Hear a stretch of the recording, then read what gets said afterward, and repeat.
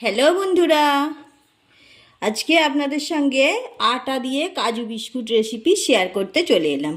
নিয়ে নিয়েছি বাটিতে উষ্ণ গরম জল, 1 কাপ মতো গরম জল নিয়েছি। এর মধ্যে দিচ্ছি চিনি। খুব বেশি চিনি দিলাম না, চিনিটা ভালোভাবে উষ্ণ গরম জলের সাথে মিশিয়ে নেব। চিনিটা গলে গেছে।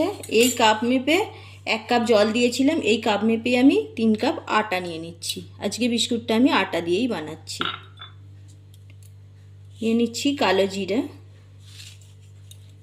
লবণ, বেকিং পাউডার, সবগুলো উপকরণ ভালোভাবে মিশিয়ে নিচ্ছি। ভালোভাবে মেশানো হয়ে গেছে, দিয়ে দিচ্ছি সাদা তেল। এবার খুব ভালোভাবে ময়ামটা মাখিয়ে নেব। ময়ামটা খুব ভালোভাবে মাখানো হয়ে গেছে, মুঠ পাকাচ্ছি, দেখুন ছাড়ছে না। এবার যে চিনির জলটা রেডি করে রেখেছিলাম, এই জলটা অল্প অল্প করে দিয়ে মাখতে থাকবো। একবারে সব জলটা দেবো না, অল্প করে দিয়ে দিয়ে মাখবো। অল্প অল্প জল দিয়ে আটাটা মাখিয়ে নিয়েছি। এবার 2 চামচ মতো আমুল দুধ, গুঁড়ো দুধ নিয়ে নিয়েছি। গুঁড়ো দুধটা দিলে বিস্কুটের টেস্ট আরও বেড়ে যাবে। এবার ভালোভাবে মাখিয়ে একটা ডো তৈরি করে, ডোটা রেডি হয়ে গেছে। দেখুন, আমি যে জলটা বানিয়েছিলাম, চিনির যে জলটা একটুখানি রয়ে গেছে, এটা আর আমি দেবো না। এবার ডোটা 15 মিনিট রেস্টে রেখে দিচ্ছি।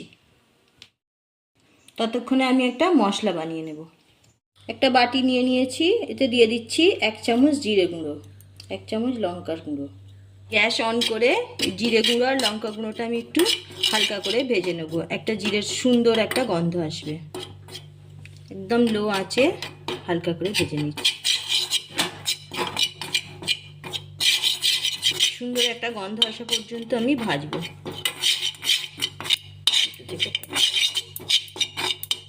সুন্দর গন্ধ উঠেছে, এটা ভাজা হয়ে গেছে। এবার নামিয়ে নেব। ভাজা মশলাটার সঙ্গে আমি 1 চামচ পরিমাণ চাট মশলা দিয়ে দিলাম। দিচ্ছি 1 চামচ বিট লবণ। ভালোভাবে মিশিয়ে নিলাম। আটার ডোটা রেডি হয়ে গেছে। 15 মিনিট পরে ফিরে এলাম। এটা 2 ভাগে ভাগ করে নিলাম। একটা বেলন নিয়ে নিয়েছি, এবার বেলে নেব। একটু মোটা করে বেলে নেব। বেলা হয়ে গেছে, এইরকম মোটা রেখেছি, দেখুন মোটাটা। এবার একটা ওষুধের ছিপি নিয়ে নিয়েছি। এই ছিপি দিয়ে আমি যেহেতু কাজু কেটে নেব।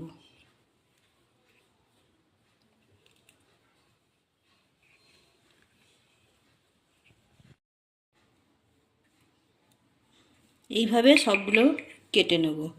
আপনারা ওষুধে এইরকম ছিপি না থাকলে জলের বোতলের ছিপি দিয়েও কেটে নিতে পারেন।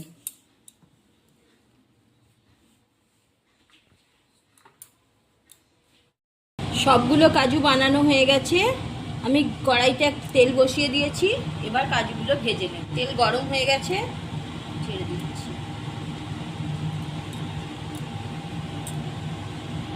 লো আঁচে আমি বিস্কুটগুলো ভেজে নেব, তাহলে মচমচে হবে এবং খেতেও খুব ভালো লাগবে। না হলে ভিতরটা জোর দিয়ে ভাজলে ভিতরটা কাঁচা থেকে যাবে, ভালো লাগবে না।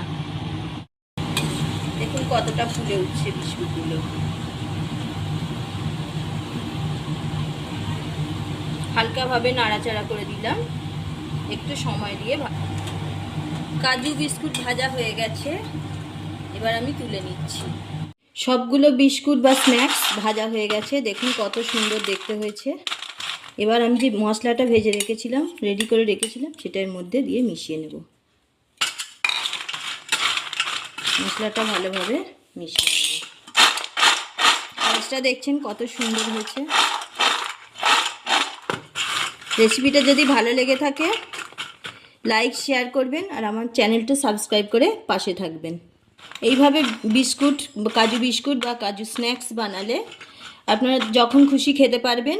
আর একটা এয়ারটাইট কন্টেনারের মধ্যে রেখে দিলে অনেক দিন পর্যন্ত ভালো থাকবে, আর বাচ্চারা তো দেখলে খুব খুশি হয়ে যাবে।